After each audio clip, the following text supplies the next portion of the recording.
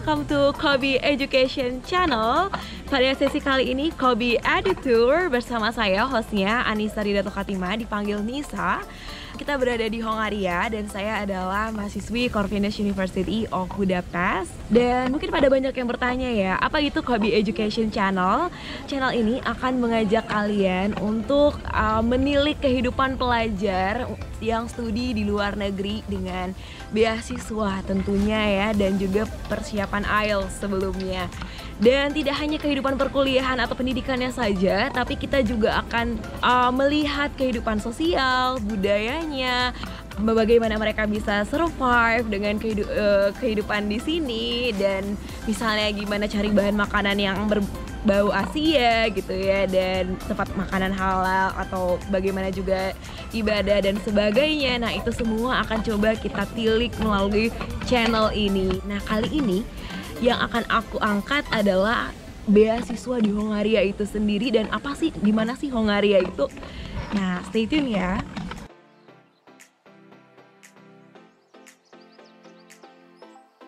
Hongaria itu salah satu negara di Eropa bagian tengah, dan orang bilang Hongaria merupakan mutiara Eropa karena kota Budapest terutama itu sangat cantik banget.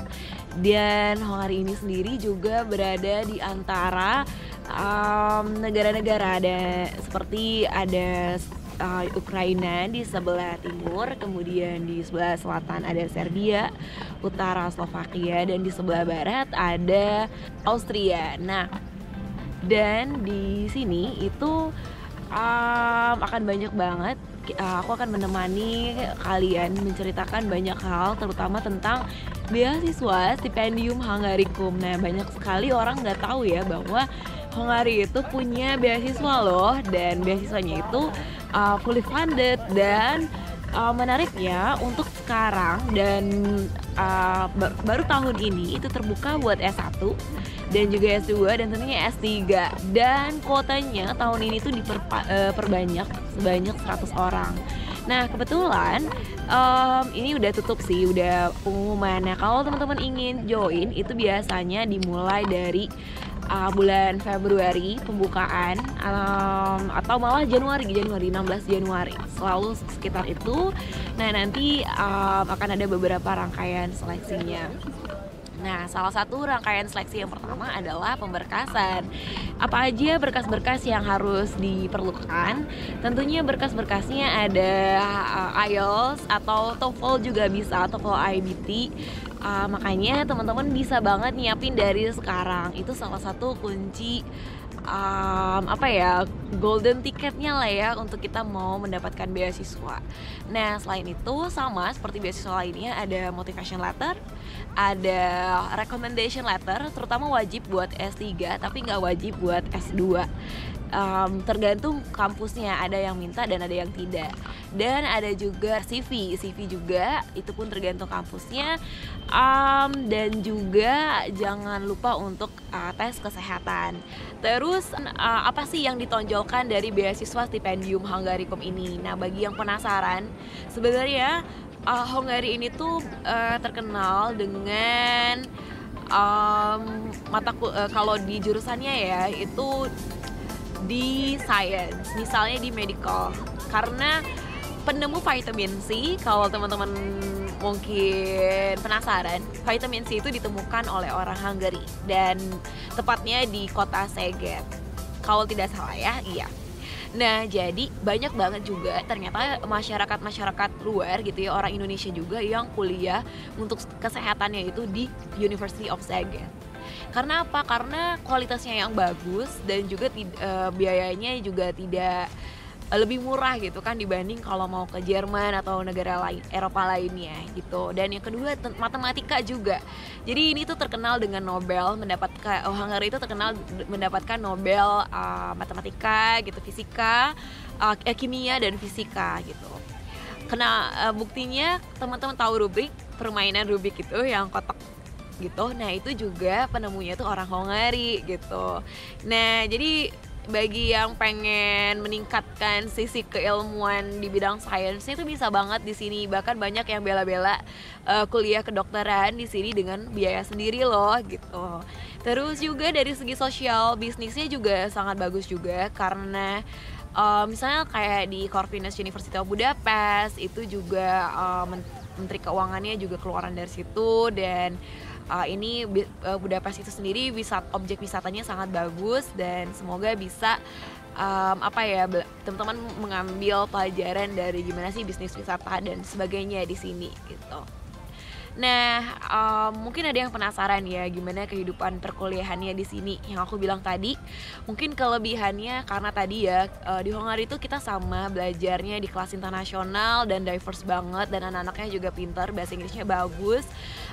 Jadi kalian kalau mau tetap punya vibes belajar yang kompetitif dan seru, menurut aku di Hongari ini juga bisa gitu. Dan akses untuk misalnya dapat jurnal internasional atau materi-materi bahan-bahannya juga bisa banget juga ya, terutama kalau teman-teman ke sebuah perpustakaan di Central European University itu cukup lengkap ya, jadi kalian bisa banyak belajar ambil buku atau jurnal-jurnal di situ gitu, info-info gitu. Dan aksesnya sih yang enak banget di Hongari, kalau kalian mau join konferensi, mau riset dan sebagainya atau exchange melalui Erasmus dan sebagainya itu bisa banget juga di Hongari gitu kan.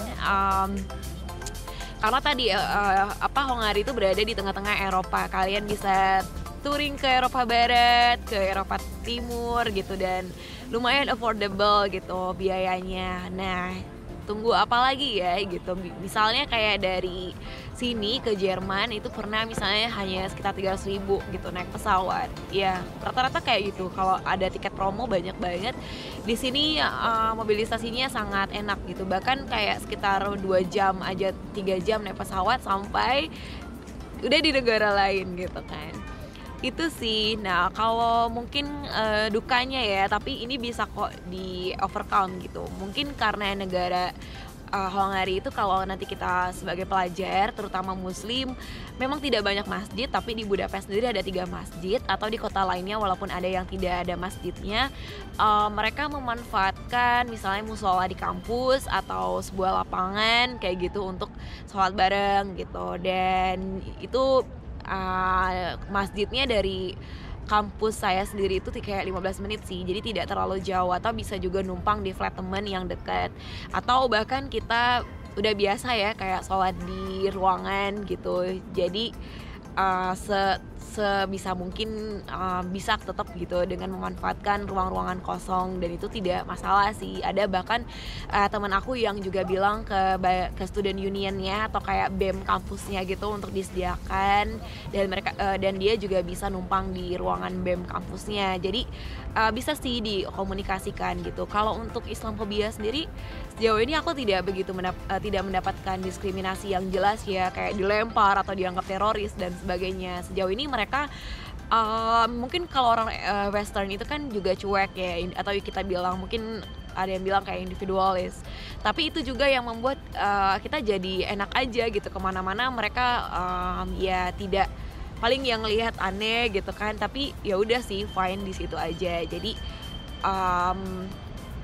kalaupun kita meminta bantuan, kayak aku first impression aku di sini ketika baru datang itu sangat baik, sangat bagus, karena aku bawa barang koper gede naik transportasi umum, terus ada anak kecil di sini yang bilang kayak can I help you gitu, dan dia menawarkan untuk membantu. Jadi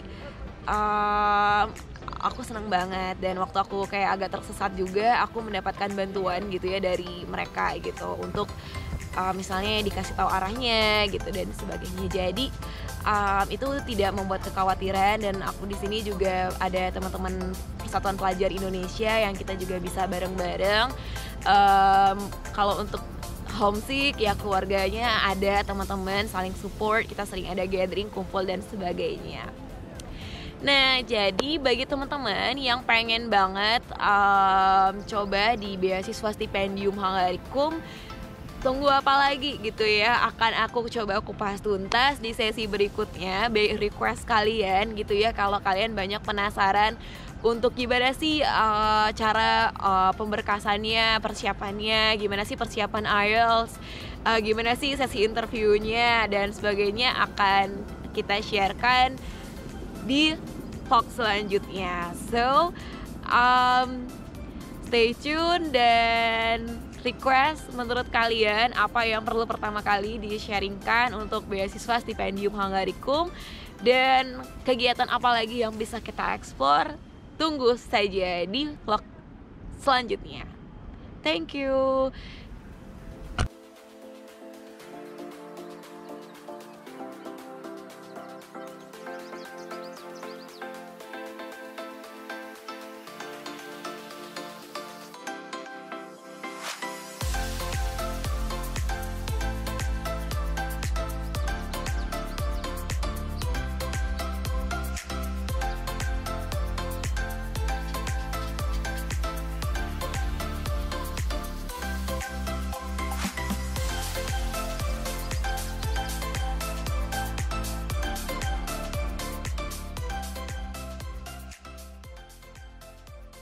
Thanks for watching our videos. Don't forget to comment, like, and subscribe.